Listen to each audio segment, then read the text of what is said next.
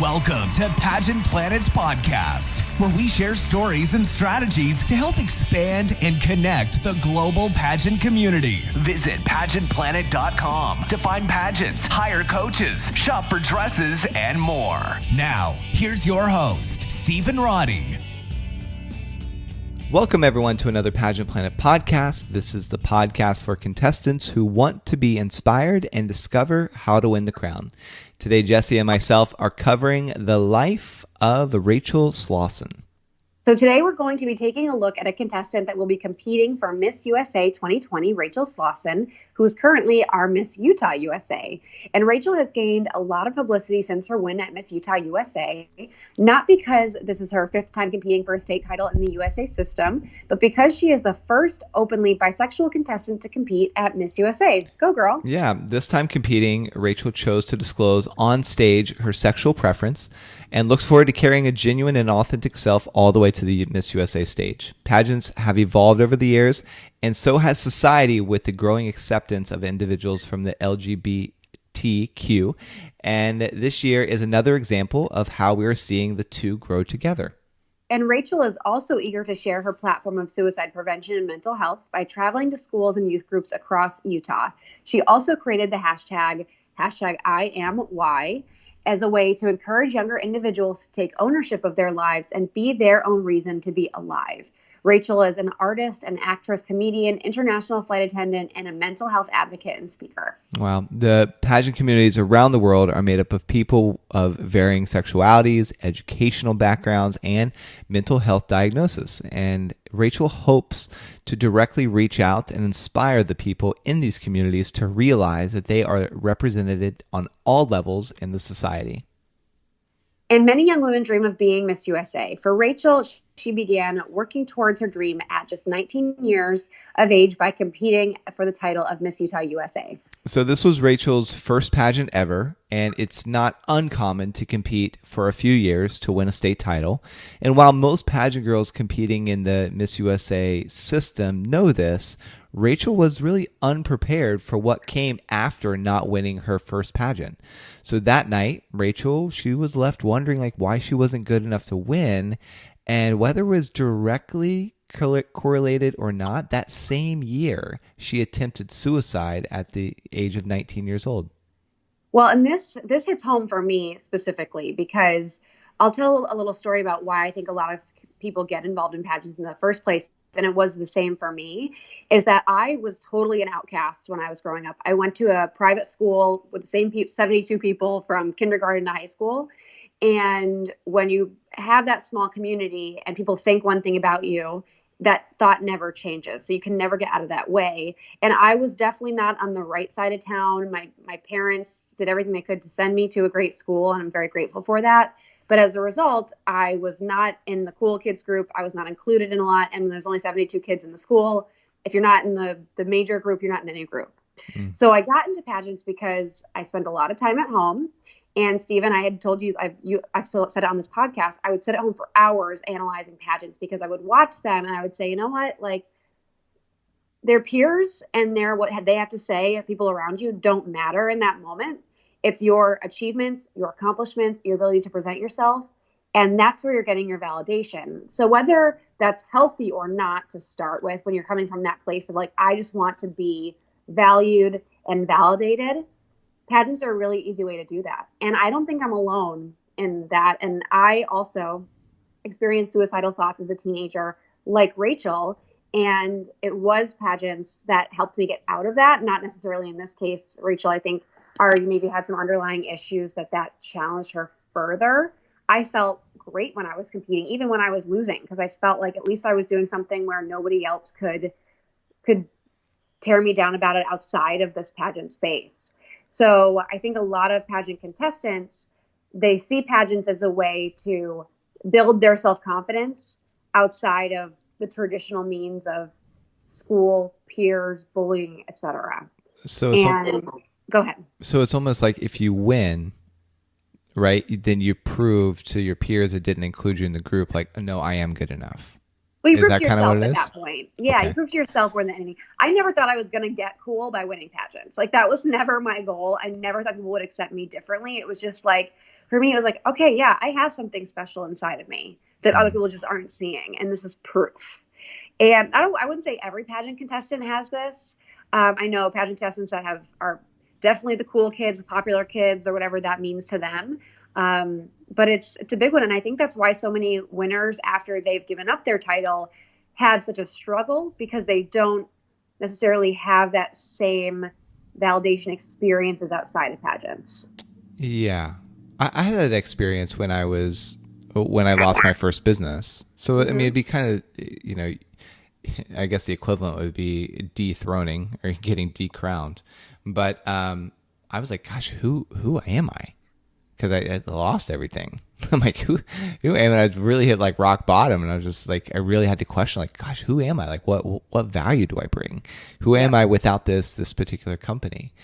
And so I do get that from that perspective. When you didn't win your first pageant, the impact was not. Did it further validate that you're an outcast, or it seemed like it did not have that effect on you? But I wanted to make sure. Yeah, it didn't. So I'll give a quick timeline for me personally, and this isn't to reflect on Rachel at all, but so it's totally separate. I was at my darkest point when I was 11 years old. That was when I really felt like totally invisible to the world. And I competed in my first pageant when I was 13. Mm. So just being able to do something for myself that nobody else could comment on was the best thing for me. Because at that time, like, pageants weren't live streamed. They weren't on social media. I wasn't posting pictures on Instagram right after. So it was something that my mom and I could pack the car and do on our own. And that was what we enjoyed. Mm. And like, so to go to Rachel, and like, even for you too, and I feel like this is a common experience, like you don't win the crown and then you come back, right? Mm-hmm. And you try it all over again. For Rachel, that's really impressive, because I mean, she didn't win, attempted suicide, and then came back. Mm-hmm. To compete like many years in a row. So I find that really courageous, a really courageous action. Very courageous. And we're going to hear more about how courageous she is shortly. So why don't you just keep going, Stephen, because I think there's some good nuggets coming up. Okay. So what Rachel didn't know at this time is that she was diagnosed with bipolar disorder, which led to her having an extreme reaction to losing the Miss Utah USA pageant. And she had been admitted to the psychiatric ward several times after, where she had learned about her newfound diagnosis. Exactly. So there was an underlying cause here for Rachel, and that's what perpetuated the spiral. And Rachel had also not made it publicly known that she was bisexual at that time. This added an additional pressure on her emotionally. And it's also important to know that Utah ranks 5th in the nation for its suicide rates, and that the LGBTQ community are particularly vulnerable to depression and more likely to attempt suicide. So it was kind of like all of this at once. Yeah. And a 19-year-old, oh my gosh. Yeah, gosh. And then so at this time, Rachel's top priority was self-care. Naturally. Her self-care is still the most important thing in helping her maintain her happiness and mental wellness. And she became much more mindful of how she treats her body, her mind, and her time, which I think is a great life lesson for everyone, whether you're 65 or 16. Yep. And this is the main reason that mental health awareness and suicide prevention are Rachel's advocacies. While many contestants speak about mental health, Rachel directly shares her personal story and struggles with suicide, mental health, and more specifically, bipolar disorder. Yeah, Rachel also created the hashtag IamWHY, and love that, because she realized that she had to be her own reason to keep working towards her personal goals and mental wellness. And she looked elsewhere for years and struggled as no one else could give her the answers to why she should keep going. And she had all the answers herself. She just had to be the reason to keep fighting against her illness. And this type of courage is what queens are made of. There is more to winning a pageant than just walking on stage. It comes from overcoming personal obstacles and learning the lessons associated with these mistakes and struggles. Yeah, so in December 2019, Rachel delivered a motivational speak at TEDx Citrus Park Women event with the topic, I am why I am here. Part of the talk is about shining a light on mental health stigmas and empowering women to be their own hero. And it was a year ago that Rachel also publicly came out as being bisexual. She knew that this did not define her and should not allow people to judge who she is. But she felt it was important for her own self-acceptance and healing. She had gone through a lot of challenges and experiences, and she wanted to continue connecting and impacting a marginalized group of individuals. Yeah, sometimes secrets lose their power when you just share them. Or like that negative self-talk or your insecurity, they really do lose their power if you're just like, hey, this is what I'm dealing with. Because people are like, oh my gosh, like me too. Or like, oh, totally support you in that. And then you realize maybe it's not as big as a deal as what you're making it. Yep. So her sexual preference should not impact her competing in pageants, but the LGBTQ community is still very underrepresented in pageantry, and Rachel plans to turn this all around. So let's talk about her background. She was born in California, but grew up in Utah for most of her life. She worked with MMG model and talent located in California, which has given her several opportunities to appear in print and commercial modeling. In the past, we've seen previous Miss USAs with a talent and modeling background like Olivia Culpo and Olivia Jordan. Pursuing a career as a model or actress does not come to those who do not take action and work at their craft. And this gives Rachel a definite advantage when competing at Miss USA. She has already experienced rejection, castings, callbacks, bookings, and her work and efforts have paid off as she has worked with beauty and healthcare brands, and she signed official deals as the brand face for BMW commercials. Rachel has also performed roles in the movies The Swerve and Max Rules. Yeah, and Miss USA is going to be representing many companies and businesses like these and sponsors throughout her year-long reign, and it is essential that Rachel has had this experience to help her understand the role of the title. And Rachel also works as a suicide prevention advocate for the American Foundation of Suicide Prevention and Crisis Text Line. She consistently carries her platform of suicide prevention and mental health through her work, pageantry, and through speaking opportunities. Yeah, it is clear that the values of hard work and determination have been instilled in Rachel at a young age, and that she was able to use her experience working as an actress, a model, and a mental health advocate in her career and in her pageant preparation. And her pageant journey towards the Miss USA stage has been going on for 7 years. Since she was born in California but grew up in Utah, this allowed her to compete in both of these state systems. Rachel predominantly competed in the Utah system, being that that is where she lived, and the state of California is known to be much more competitive and difficult to win, which is like, why not, right? If you're next to a border state and one state is less competitive, then compete there. I mean, smart move for Rachel. And Miss USA has changed the rules, and I don't know them specifically, but I think you can actually compete in 2 states in the same year if you have double occupancy. Double occupancy is not the phrase. If you have double residency. Dual residency. Yeah, there we go. I've been booking vacation. With our powers combined, yes, we will get it. Yeah, so they did change that rule because we actually had somebody call and say, this is a big thing. It's a big scandal, and it was the same year when they flipped it. So we looked into it and it's like, gosh, is this? I mean, she definitely did compete in both, but yeah, they switched up the rules. Yep. And we already mentioned how Rachel's first pageant experience went in 2014, where she was unplaced. Throughout the next year, she spent focusing on her mental health and wellness, and she still returned the following year. Yeah, she remained unplaced at the 2015 Utah State Pageant, and each year, Rachel, she competed, she gained more experience and focused on improving. She appeared at the Miss Utah USA 2017 pageant and placed as a semifinalist. From there, she went unplaced at Miss California USA, so she switched things up in 2018, and then again placed as a semifinalist at Utah 2019. And like we said, it's not uncommon for contestants to compete for years before winning their state title. So if this sounds like you, keep going. And we always talk about the biggest of all, Crystal Stewart, 7 years at Miss Texas USA, and then won Miss USA. Yeah, and like let this also be, let it be an encouragement to you. I mean, she's overcoming like clinically diagnosed bipolar, right? And then also the mental hurdles that all the what we read about before and then also overcome these like not achieving her goal, but she stayed at it, and that tenacity has, as we've clearly seen with movies and acting, modeling, that it's helped her be successful in all these other areas of her life. So kudos to her, but also let Rachel inspire you in your journey, because she is clearly someone to follow in this. Mm-hmm. So before going into Miss Utah USA 2020, Rachel had openly shared her past struggles with mental health, and she had several successful modeling and acting bookings, and she spoke at a X conference and also came out publicly as being bisexual. Rachel found the pageant community to be very supportive of this, and it gave her strength and guidance going into the pageant.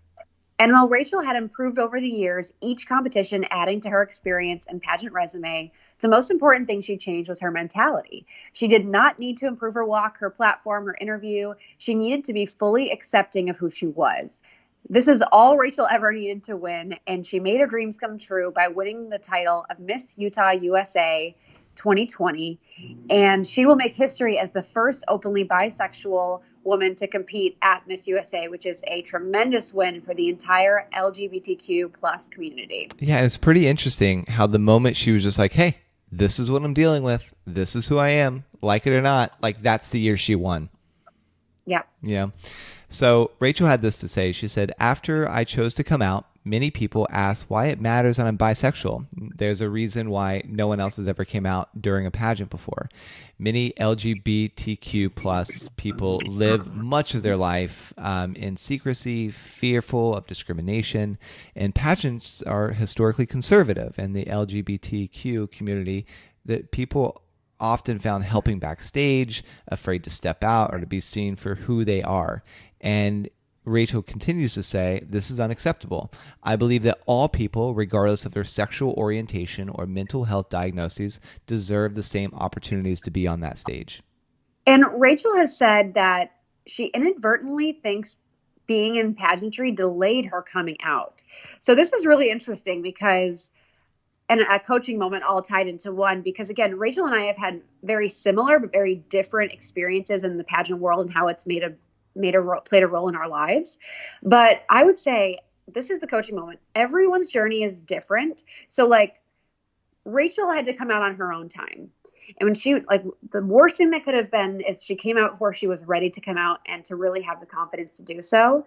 But in 2020, we are in a place like, don't hide who you are. I remember one of my very first clients I ever had, she was like, well, I have a spinal curvature and it causes me to walk differently in swimsuit, and my body is just like looks weird in a swimsuit, but she's very fit, very thin. So in all of the other phases of competition, she looks like you would never know anything is wrong. And I said, are you talking about that in an interview? She goes, no, I've always been told it makes me look weak to talk about it. And I'm like, girl, instead of them wondering what's they're seeing that they're not expecting in swimsuit, they'll see strength, courage, like overcoming an obstacle, and it'll make sense. And you'll be inspirational in that moment. Yeah. It's so different. So different because interview is your opportunity to kind of tee that sort of thing up. Mm-hmm. Right. And for people to fall in love with a story, like everyone loves an underdog. We all cheer for an underdog. And, you know, for the Rachels of the world that you're hiding this insecurity or maybe something that you don't think that the pageant community will accept. I mean, look at our Miss Universe. That's testimony right there that we are willing and like ready to accept like women without long hair, right? Like not quite the same, but definitely the compliment, right yes. From there, but also like some other examples are when I said that and then you said, I'm like, okay, poor example. I have some good ones. Yeah. I have some good ones. Go ahead. I'll jump in. So I'm going to hop to old school Miss America, so it's not quite equitable to Miss USA, but it still makes a difference. I think it was 2011. Claire Buffy was Miss New York at the time. Right. She was the first woman to have a pageant platform in support of the LGBTQ community. She was America's Choice. Mm-hmm. Then I don't know if it was the next year or the year after that. Then it was a woman who was competing openly with autism. I think it was autism.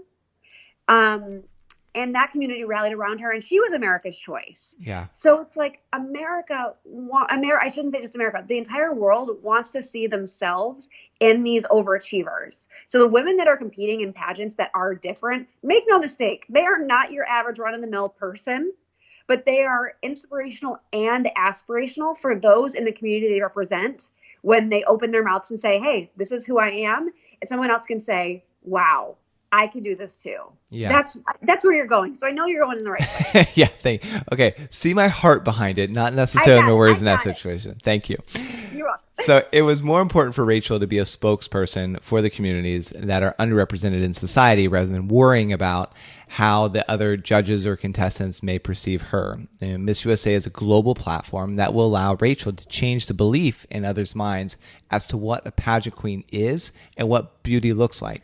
Pageants come with a certain perceived image that title holders are the leaders who are always helping others and that they don't need help themselves. But Rachel is constantly speaking to others to show that we are just all people trying to live our best lives while helping others. Yep. And this will take me into a real quick coaching moment. The most perfect definition of a queen is someone who is determined to be her authentic and genuine self. If you find yourself competing and ultimately not winning year after year, it may be a good idea to do a self-evaluation. I see this all the time because they're focused on what can be improved. Do you need to get a coach to help you with your walks? Do you need to identify your platform and get more involved with them? But most of the time, do you need to show up in a more natural way that's consistent with who you are on a personal level? They're projecting someone that they're not because they're using it as a security blanket, a safety blanket of like not having to open themselves up.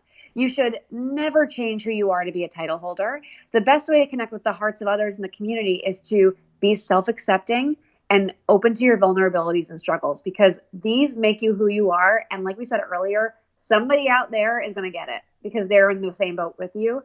So Rachel needed to realize that she was worthy enough before winning a title, before she could ever win, being herself. Wow. And once she was able to be fully honest with herself and the people around her, who she is, the title came effortlessly. Like, what a testament to being honest with yourself and totally open. And so for Rachel, this is her thing. But for you that are listening, your thing is that one thing that I say, you should share that in an interview, and your immediate thought is embarrassment or like, I can't share that. Right. That's the thing that you need to explore. Because it's that thing right there that subconsciously could be holding you back from winning the crown. Because the thing is, if you're wanting to keep that thing a secret and you're not willing to tell people, like, let's say an interview, if you win the crown, especially on something that's a national spotlight like USA, Universe, there's going to be a spotlight on you. And then so subconsciously you'll keep yourself away from winning the crown for fear of this secret getting exposed. But once you let it out on your own terms, you will give yourself the grace and basically the confidence to be like, okay, I let this out. This is me. You're either going to crown me or you're not. And then that kind of mentality and that kind of confidence is what helps you win your pageant. Exactly. It's so true. It's so true. And whether it's a physical ailment that we can't see, whether it's one that we can see, whether it's a parental issue that, you know what, like you don't want to embarrass your parents, talk to your parents about them. Say, hey, you know, this is something I feel like you and I can be an inspiration with together, and see how they feel about that. And then like in Rachel's case, like finally opening up to being openly bisexual and living with bipolar disorder. Like we all have stuff behind closed doors that we think defines us in a negative way. And I promise you, you have somebody in common that you can help. Love that. So Rachel's focus is now preparing for the Miss USA 2020 pageant, which the date, shocker, we're still waiting to be announced. It's kind of the norm. Well, she's continuing to promote her platform by speaking to schools and businesses about suicide prevention and bipolar disorder. Her goal is to continue sharing the challenging times in her life because the experiences she had with mental health can positively impact others going through similar situations. And Rachel never wanted to be identified by her mental illness or sexuality, and she never will be. Others will always have an opinion about someone who is or how someone should be. Rachel is an artist. She's a speaker. She's an actress. She's a comedian. She's a painter, a mentor, and wow, so many other things. And she continuously empowers others to realize that we are all alike. She does not want others to be like her. She wants them to be more like themselves. As she prepares for Miss USA, she will continue to cultivate this strength and ambition to create waves in the pageant community. So remember Rachel's story as you watch her at Miss USA. Realize that you have the exact same potential as Rachel to compete and to win any pageant you show up at, as long as you show up realizing you are more than enough to win beforehand. And in her words, Pageantry can be an exercise in empowerment. To succeed in modern pageantry, it's no longer just about your walk. You have to know who you are. The rigorous preparation and training cultivates strength and ambition, and as Miss Utah USA 2020, I am excited to see the ripples of change that follow in the industry as more women find their authentic voice. And if you would like to be a featured contestant for our next podcast, create a contestant profile with all of your information, hidden facts, and what makes you special. Then email support@pageantplanet.com with the title podcast feature so we can review your profile, and we will let you know within 24 hours after you submit if you're scheduled. Also, a special shout out to Maria Giorlando for doing the research on Rachel. And thank you for listening. And if you've received any benefit from this show or from ones previous, please consider giving us a 5-star review. It might seem like a small action, but it really does help us keep the show going. So until next time, take care. Want to become a part of pageant history? Create a free contestant or business profile on pageantplanet.com to unlock hidden features and connect with other experts throughout the world.